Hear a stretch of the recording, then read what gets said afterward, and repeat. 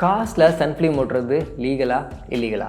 Let's explore. Supreme கோர்ட்டோட regulation படி உங்கள் காரில் நீங்கள் 4 விண்டோ, அதாவது 4 டோர்லேயும் நீங்கள் 50% வரைக்கும் ஷேட் பண்ணிக்கலாம்.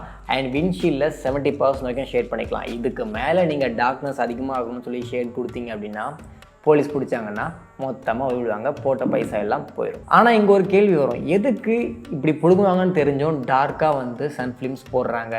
அப்படி என்ன யூஸ் இதில் இருக்குதுன்னு கேட்டிங்கன்னா நிறைய யூஸ் இருக்குது. ஃபர்ஸ்ட் ஆஃப் ஆல், உங்கள் ஏசி ஈஸியாக கூலிங் ஆயிரும். ஒரு சன்ஃப்ளேம் போகிறதால எப்படி ஏசி ஈஸியாக கூலிங் ஆகும்னு கேட்டிங்கன்னா, சன்ஃப்ளேம் போடாமல் இருந்தீங்கன்னா உங்களுக்கு வெளில இருக்க ஹீட் உள்ளே வந்து அப்சர்வ் ஆகிட்டு இருக்கும்.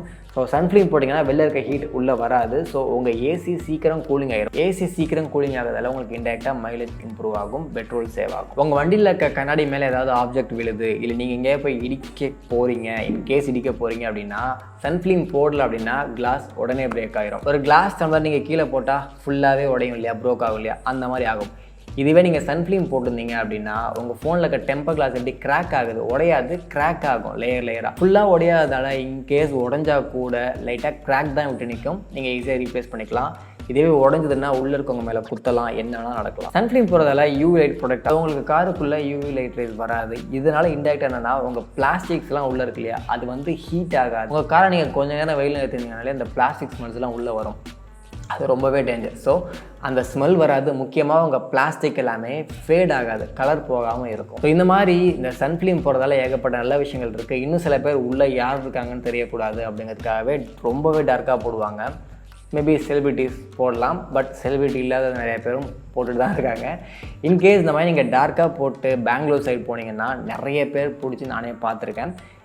ஏன் தமிழ்நாட்டில் பிடிக்க மாட்டாங்கன்னு கேட்டால் கண்டிப்பாக பார்த்தாங்கன்னா பிடிப்பாங்க. ஸோ நீங்கள் சேஃபராக 50க்கு கீழே டோஸை போடுங்க அண்ட் 70க்கு மேலே போடாதீங்க விண்ட்ஷீல்டில். என்னோட காருக்கு நான் போட்டிருக்க ஷேட் பார்த்தீங்கன்னா 45% தான் போட்டிருக்கேன். லீகலாக கவர்மெண்டோட ரெகுலேட்டருக்கு கம்மியாக தான் போட்டிருக்கேன். ஸோ நெக்ஸ்ட் டைம் நீங்கள் இந்த மாதிரி சன்ஃப்ளேம் போட போகிறீங்கன்னா இதெல்லாம் தெரிஞ்சு வச்சுக்கோங்க. இதுக்கு மேலே போடக்கூடாதுன்னு முன்னாடி டிசைட் பண்ணிட்டு போங்க. அதிகமாக கொடுக்குறாங்க, ஃபுல்லாக கூலிங் ஆகும், ரொம்ப டார்க்காக இருக்கும்னு ஆசை காமிப்பாங்க. இன்கேஸ் நீங்கள் போலீஸ்கிட்ட மாட்டுறீங்க அப்படின்னா நீங்கள் 7,000 6,000 செலவு பண்ணியிருப்பீங்க இல்லையா, அது எல்லாத்தையும் ரிமூவ் பண்ணிவிட்டு திரும்ப அகைன் 45% போட்டு நீங்கள் போடுற மாதிரி இருக்கும். அதுக்கு ஒன் டைம் இன்வெஸ்ட்மெண்ட்டாக நல்ல குவாலிட்டியில் இருக்கிறத பார்த்து 45% 50% ஷேரில் எடுத்தோடனே போட்டுருங்க. இந்த மாதிரி வீடியோக்கான உங்களுக்கு பிடிச்சிருந்துச்சுன்னா மறக்காமல் சப்ஸ்கிரைப் பண்ணி கமெண்ட் பண்ணி உங்களோட சப்போர்ட்டை கொடுங்க.